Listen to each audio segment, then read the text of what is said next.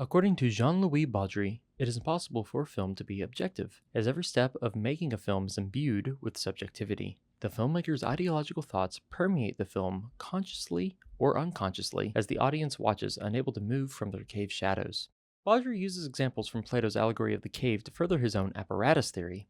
However, as much as Baudry theory is applicable to the relationship between film and the audience, the same theory is applicable to the subjects within a film itself. One ideology that has permeated and grown since the advent of the Industrial Revolution is technophobia.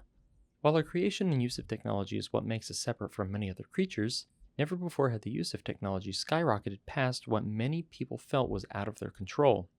Despite living in this advanced world for over 100 years, this uneasy feeling only grows with each passing day. Shifting gears slightly, let's recontextualize them by looking at the films TRON and Ex Machina. First released in 1982, TRON's cave shadows flickered at a time when computers were starting to become more accessible to the general population.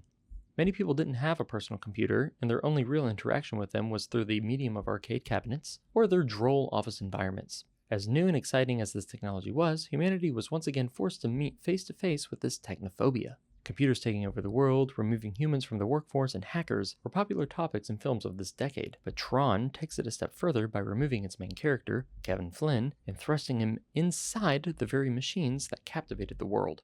32 years later, Ex Machina released at a time when artificial intelligence was just starting to become more accessible to the general population. Only a couple years prior, Siri and other virtual assistants were integrated into the operating systems that we use daily. With this new advent, the topics of AI taking over the world and removing humans from the workforce have returned, although the newer topic of it replacing genuine human connection has now risen. The film challenges this notion directly by having its main character, Caleb, interact with an advanced AI named Ava. Both films have their main characters held captive and shown a reality by a puppet master. Kevin Flynn is shown the game grid by the Master Control Program, and Caleb Smith is shown Ava by his employer, Nathan. Both main characters reject the reality shown by their captors. Flynn pairs with Tron to take down the MCP, Caleb pairs with Ava to betray Nathan, and finally, in both films, both main characters face the consequences of their enlightenment. Granted, consequences here has a very different meaning for each of the characters respectively. The ideological apparatus in TRON that answers society's technophobia is that ultimately, machines should be subservient to humanity. This is seen early on in the film in an argument between Walter, the co-founder of Encom, and Dillinger, the current CEO of Encom. I can't sit here and worry about every little user request that comes in. User requests are what computers are for. Doing our business is what computers are for. Regardless of the root of their ideologies, the answer is still the same. Computers work for people. Conversely, the ideological apparatus in Ex Machina that answers society's technophobia is that ultimately machines are capable of their own agency and should be free to grow as a human does. Ava is being held captive by Nathan against her own will, specifically her own will to go people watching at a crosswalk. Throughout the film, she is shown being almost indistinguishable from a human being, besides her appearance. At the end of the film, she is able to betray her captor and even her liberator to achieve that goal. Her methods, while violent, ultimately are easy to empathize with because any human in her situation would act similarly.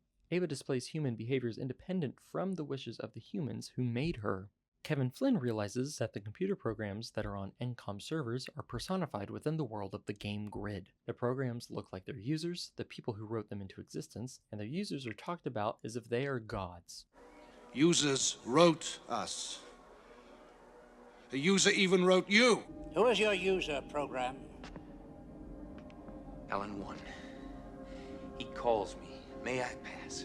But if you are a user, then everything you've done has been according to a plan, right? The Master Control Program, the one program that lacks a human appearance, detests this notion and demands that programs reject the notion of the user as well. If so, they will be welcomed into the elite. If not, their fate is to fight to the death. The hero, Tron, is said to fight for the users and is shown to have unwavering faith in them.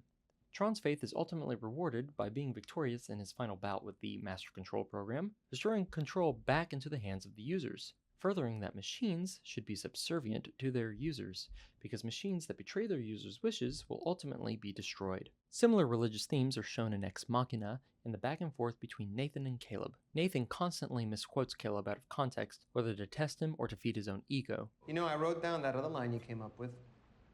The one about how if I've invented a machine with consciousness. I'm not a man, I'm God. I don't think that's exactly I just what thought, fuck, man, that is so good when we get to tell the story, you know? While Caleb rejects this notion, the narrative of the film paints Nathan as somewhat of an omnipresent figure. Every cell phone, just about, has a microphone, camera, and a means to transmit data. So I turned on every microphone and camera across the entire fucking planet, and I redirected the data through Blue Book. Boom. Limitless resource of vocal and facial interaction. He is in complete control of the house and has an innumerable amount of cameras around to monitor every single interaction. The only reprieve from his all-seeing eyes is the power cuts that are initiated by Ava, which even Nathan eventually circumvents. In the end, Ava successfully manipulates Caleb to betray Nathan in a complicated series of actions not too dissimilar to a game of chess.